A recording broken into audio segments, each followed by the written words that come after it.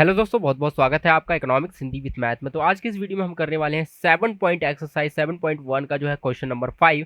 तो चलिए देखते हैं यहाँ पर क्या है कि एक रेखा जो है एल कोण ए को समद्विभाजित करती है। तो चित्र हमारे पास है कि जो रेखा है एल, ये वाली जो बीच में रेखा जा रही है, ये जो है ए कोण को समद्विभाजित करती है, मतलब ये जो है दो टुकड़े कर रही है, ठीक है।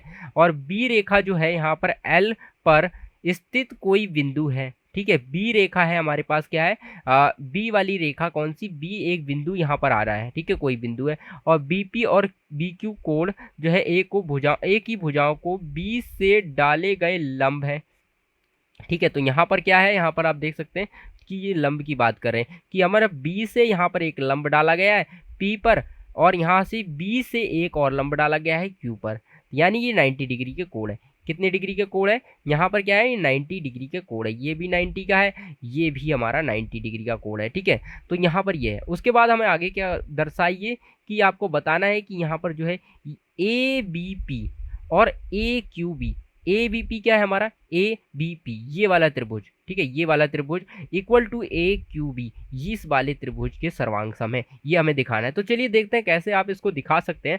बहुत ही इजी है, चलिए यहाँ पर समझते हैं। तो सबसे पहले आपको यहाँ पर ढूंढना पड़ेगा क्या कॉमन है इसमें।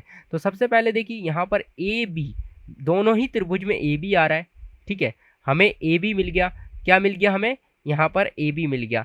तो हमें क्या, ए बी मिल गया और साथ में ये समद्विभाजित करता है, हमें कोण भी मिल गया, ठीक है, कोण मिल गया। और साथ में यहाँ पर देखिए 90 डिग्री का भी है दोनों में। तो हमें क्या मिल रहा है यहाँ पर, ए ए ए एस मिल रहा है यहाँ पर, एक कोण कोण भुजा। तो कोण कोण भुजा से क्या हो जाएगा, सर्वांग सम हो जाएगा। तो चलिए अब हम इसको लिख लेते हैं। तो लिखने के लिए हमें क्या करना है, यहाँ पर क्या होगा, लिखने के लिए हम यहाँ पर जो है इसका यूज करेंगे। यहाँ पर लिखते हैं कि सॉल्यूशन लिखते हैं हम। यहाँ पर क्या है सॉल्यूशन, जो त्रिभुज, कौन सा त्रिभुज है हमारा, त्रिभुज नंबर ये रहा A B P, A B P, यहाँ पर क्या है ए बी, और वह त्रिभुज आपको देना है ए क्यू बी में। तो सबसे पहले आपको इन दोनों त्रिभुज में क्या कॉमन मिलने वाला है, यहाँ पर ए बी, सबसे पहले A B equal to A B हो जाएगी, ठीक है। तो यहाँ पर रीजन लिखना पड़ेगा उभयनिष्ठ, ठीक है। तो उभयनिष्ठ हमने लिख दिया क्योंकि कॉमन है, तो यहाँ पर ये हो गया। नेक्स्ट आगे क्या है आपकी, जो है आपका कोण है, ठीक है। तो यहाँ पर कोण की वैल्यू लिखनी है हमें। कोण कौन सा है हमारा, यहाँ पर देखिए ये है 90 डिग्री का, A B Q A P B, ठीक है, ए बी क्यू। तो कोण नंबर ए बी आपका Q, A B Q equal to कोण नंबर है यहाँ पर ए आपका ए पी, और कौन सा नीचे दिखते हैं ए पी क्यू, ठीक है, A P B, A P B कोण है, ठीक है। तो यहाँ पर ए पी बी कोण हो गया। और ये है आपका 90 डिग्री का, यानी समकोण,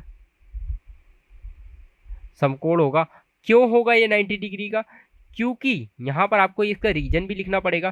क्या रीजन है आपका, ये जो है यानी बी, यहाँ पर क्यू बी, बी क्यू जो है लंब है यहाँ पर, ये बिंदु किस पर है, ये ए क्यू पर लंब है। तो यहाँ पर आपको, यहाँ पर क्वेश्चन में दिया गया है, ठीक है। तो आपको यहाँ पर समकोण लिख देना काफ़ी है। उसके बाद आप देखिए कोण आपको देना है। कोण क्या है आपका, ये जो कोण है कि क्यू ए बी, ठीक है, क्यू ए बी यहाँ पर क्या है, समद्विभाजित है, मतलब समद्विभाजित दो बराबर भाग है। तो कोण है आपका यहाँ पर कोण क्यू ए बी, ठीक है। तो क्यू ए बी आपका कोण Q A B equal to हो जाएगा आपका, क्यू ए बी हो जाएगा यहाँ पर पी ए बी, क्या हो जाएगा, कोण equal to P A B, ठीक है। समद्विभाजित, समद्विभाजित कोण, तो आपको बता देना समद्विभाजित कोण है, ये क्वेश्चन में दे रखा है। तो अभी हमारे पास कौन कौन से नियम हो गए, तो यहाँ पर त्रिभुज, यहाँ पर क्या हो जाएगा, त्रिभुज क्या है आपका, त्रिभुज जो है ए पी बी, तो यहाँ पर ए पी बी सर्वांगसम हो जाएगा, त्रिभुज ए पी बी सर्वांगसम हो जाएगा ए क्यू बी के। तो ए यहाँ पर क्या है, ए क्यू बी के, ठीक है। कौन से नियम से, ए एस सर्वांग समता, वांग समता, ठीक है, नियम से, सर्वांग समता नियम से। ये क्या हो गया, सर्वांग सम हो गया। अब देखिए यहाँ पर ये सर्वांग सम हो गया। अब आगे भी क्वेश्चन पूछा गया हमारा, ये तो कंप्लीट हो गया पार्ट। नेक्स्ट हमारा क्या है, कह रहा है कि B P equal to B Q दिखाना है। तो हमारा क्या है यहाँ पर बी पी कहाँ है, B P equal to B Q, तो ये भुजा इक्वल दिखानी है। अब हमें पता है दोनों त्रिभुज सर्वांग सम है, तो यहाँ पर ये तो वैसे ही हो जाएगी।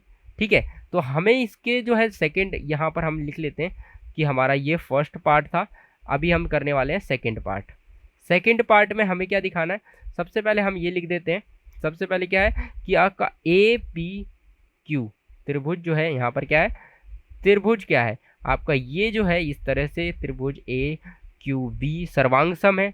तो यहाँ पर क्या हो जाएगा, सिंपल आपको लिख देना है बी पी बी क्यू। ठीक है, बी पी बी क्यू क्या है, बी पी आपका हो जाएगा इक्वल टू बी क्यू। ठीक है, बी सी सी टी से, बी सी सी टी ऐसे इस तरह से। ठीक है, तो यहाँ पर आपको ये सब नहीं लिखना है, बस इतना ही लिख देंगे तो आपका यहाँ पर ऐसे करके तो ये काम बन जाएगा। ठीक है, तो इस तरह से हो गया। अब हमें क्या करना है यहाँ पर, और कह रहा है अर्थात जो है बिंदु बी को बी की भुजाओं से समदूरस्थ है। ठीक है, तो बिल्कुल सही बात है, बिंदु बी की भुजाओं से समदूरस्थ है, मतलब एक ही बात है। ठीक है, तो ये हमारा क्वेश्चन हो गया। आई होप आपको जो है क्वेश्चन समझ में आ गया होगा। बस आपको क्या करना है, सिंपल मेन आपको जो यहाँ पर मेहनत करनी है। अगर आपको यहाँ पर मिल गया कॉमन तो बस हो जाता है काम। ठीक है, तो चलिए ये आपको आई होप समझ आ गया।